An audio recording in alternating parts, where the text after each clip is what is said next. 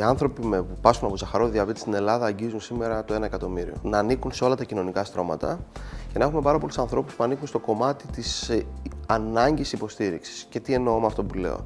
Ότι υπάρχουν πάρα πολλά άτομα με ζαχαρόδι διαβήτη που ανήκουν στην κατηγορία των ανασφαλίστων, πάρα πολλά άτομα με ζαχαρόδι διαβήτη που ανήκουν στην κατηγορία ασφαλισμένοι στην πρόνοια.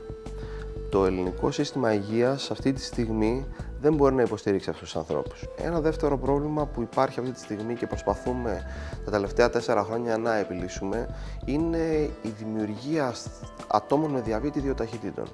Τα άτομα με ζαχαρόδι διαβήτη τύπου 1 δεν πληρώνουν συμμετοχή για τη χρήση της ινσουλίνης. Τα άτομα με ζαχαρόδι διαβήτη τύπου 2 πληρώνουν συμμετοχή. Τα φαρμακεία των νοσοκομείων δυστυχώς δεν έχουν αναλώσιμο υγειονομικό υλικό και δεν έχουν φάρμακα, όλη την γκάμα των φαρμάκων που αφορά τα άτομα με διαβήτη. Με αποτέλεσμα, άνθρωποι οι οποίοι νοσηλεύονται στο νοσοκομείο πρέπει να προσκομίζουν τα φάρμακα απ' έξω. Επίσης, από τα φαρμακεία των νοσοκομείων καλύπτονται και όλες οι υπόλοιπες κατηγορίες που σήμερα εντοπίζουμε να έχουν πρόβλημα. Ασφαλισμένοι δηλαδή της πρόνοιας και οι ανασφάλιστοι. Λόγω της οικονομικής κρίσης, τα διαβητολογικά κέντρα και η ιατρεία που υπάρχουν ανά την Ελλάδα είναι υποστελεχωμένα. Εκτός από τον γιατρό εξειδικευμένο στο ζαχαρόδι διαβήτη, παθολόγο ή ενδοκρινολόγο, δεν υπάρχει νοσηλευτής, δεν υπάρχει διατροφολόγος, δεν υπάρχει ψυχολογική υποστήριξη, δεν υπάρχει εκπαίδευση. Φτάσαμε σήμερα το 2015, διαβητολογικά κέντρα και ιατρεία, λόγω του ότι ο διευθυντής του κέντρου πρέπει να είναι επιμελητής βαθμίδος Α, να κλείνουν. Γιατί οι επιμελητές βαθμίδος Β, για να γίνουν βαθμίδα Α, πρέπει να κατέβουν σε ένα μεγάλο αστικό κέντρο. Με αποτέλεσμα, μένουν εκεί και το διαβητολογικό κέντρο κλείνει οριστικά. Διαβητικοί υπάρχουν παντού. Σε κάθε νησί, σε κάθε ακριτική περιοχή, σε κάθε μικρό ή μεγάλο αστικό κέντρο. Έχουμε χρόνια πάθηση και μπορούμε να είμαστε απόλυτα λειτουργικοί. Κάτι το οποίο πολλοί εργοδότες δεν μπορούν να το κατανοήσουν.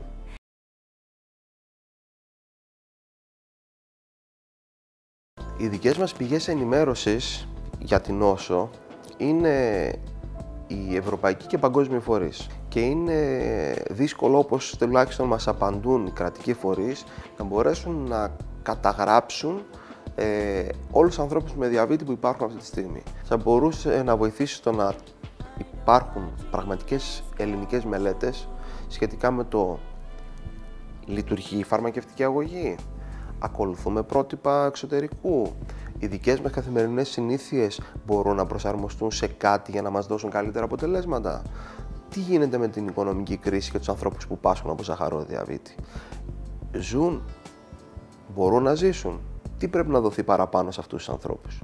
Τελικά μπορούμε να κερδίσουμε χρήματα, να μειώσουμε κάποιες παροχές, να αυξήσουμε κάποιες άλλες, ώστε να μην φτάνουμε τελικά ένα άτομο με διαβήτη να κοστίζει το χρόνο όσο στοιχίζει η επιβίωση όλης της οικογένειας. Συγκεκριμένα, τον προηγούμενο μήνα ήμουν στον Καναδά, στο Παγκόσμιο Συνέδριο για το Ζαχαρόδι Διαβήτη που πραγματοποιεί η Παγκόσμια Ομοσπονδία.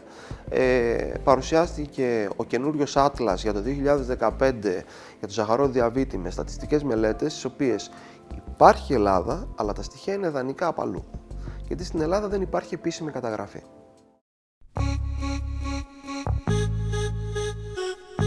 Άτομα τα οποία έχουν επιλέξει, γιατί είχαν την οικονομική δυνατότητα, να έχουν ως υποστηρικτή κάποιον θεράποντα ιατρό, ο οποίος είναι ιδιώτης, σήμερα καταφεύγουν στη λύση του διαβητολογικού κέντρου ή ιατρείου της περιοχής. Γιατί δεν έχουν την οικονομική δυνατότητα πλέον να πάρουν τις υπηρεσίες αυτές. Τα διαβητολογικά κέντρα και η ιατρεία έχουν φτάσει σήμερα να διπλασιαστεί ο όγκος του πληθυσμού των ανθρώπων των οποίων παρακολουθούσαν τα προηγούμενα χρόνια. Με αποτέλεσμα, ο χρόνος επαφής και επικοινωνίας με το γιατρό του διαβητολογικού κέντρου και ιατρείου να είναι πάρα πολύ λίγος. Η ανταλλαγή πληροφοριών είναι το σημαντικότερο πράγμα. Πλέον όμως, σήμερα έχουμε φτάσει στο σημείο μόνο να δεχόμαστε πληροφορίες οι οποίες είναι σε συντομία, γιατί ο χρόνος που έχω διαθέσιμος με τον γιατρό μου είναι πάρα πολύ λίγος. Όταν μιλάμε για στενοκεντρικότητα, πρέπει να δίνεται η επιλογή στον άνθρωπο με ζαχαρόδι διαβήτη να μπορεί να κατανοήσει τι είναι αυτό που έχει και να μπορεί να επιλέξει ανάμεσα σε μια γκάμα φαρμάκων ή ανανεώσιμων υγειονομικών υλικών, γνωρίζοντας τα θετικά και τα αρνητικά αυτών για τον εαυτό του και να επιλέξει αυτό που κάνει για αυτόν. Πολλοί άνθρωποι δεν είναι οι ίδιοι. Η καθημερινότητά τους δεν είναι η ίδια και οι επιλογές τους δεν είναι οι ίδιες. Ένα φαινόμενο παρατηρημένο στην Ελλάδα, όπου σε πολλά νοσοκομεία άνθρωποι με διαβήτη τύπου 2 που παρακολουθούνται από τον ίδιο γιατρό να έχουν όλοι κάθε μέρα τις ίδιες μονάδες ινσουλίνης. Η μεταφορά της εμπειρίας του ίδιου του ανθρώπου με διαβήτη, γιατί αυτός είναι που βάζει σε εφαρμογή όλα αυτά τα προγράμματα που θα του θέσει ο γιατρός του. Οπότε πρέπει και ο γιατρός από τη δική του πλευρά, ο θεράποντος γιατρός, να ακούσει την εμπειρία και να ξέρει τελικά είχε αποτέλεσμα ή όχι.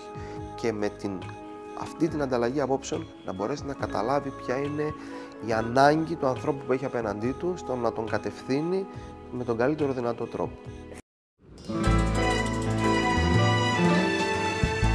Η υποστήριξη για την υλοποίηση όλων αυτών των προγραμμάτων έρχεται από τις φαρμακευτικές εταιρείες. Έρχεται από τις φαρμακευτικές εταιρείες οι οποίες δεν έχουν σκοπό να κάνουν εμάς πλούσιους, έχουν σκοπό να υποστηρίξουν το έργο μας, τη δράση μας και να δώσουν τη δυνατότητα σε όλους τους ανθρώπους με διαβήτη να πάρουν αυτή την πληροφόρηση και αυτή την εκπαίδευση. Αν σήμερα είχαμε έναν άνθρωπο απέναντί μας και καθόμαστε στο ίδιο τραπέζι να συζητήσουμε για το πώς θα μπορούσαμε να συνεχίσουμε μια καλύτερη συνεργασία και να πετύχουμε περισσότερα πράγματα, το πρώτο πράγμα που θα ρωτούσα εγώ αρχικά θα ήταν αν οι παρούσες οικονομικές συνθήκες επιτρέπουν στην εταιρεία να παραμείνει και για πόσο στην Ελλάδα.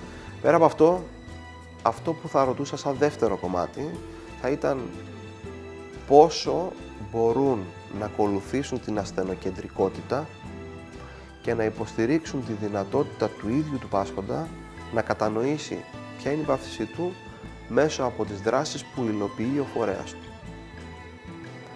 Αν μπορούν να το αγγίξουν, να το αγκαλιάσουν για να το υποστηρίξουν.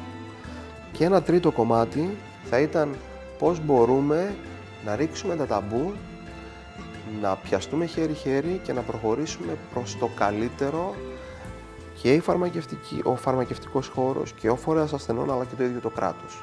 Στο να παρακινηθεί επιτέλους αυτό το κράτος που έχουμε το ελληνικό, στο να υποστηρίξει το χώρο της υγείας, τον οποίο τα τελευταία χρόνια δεν τον υποστηρίζει από πουθενά.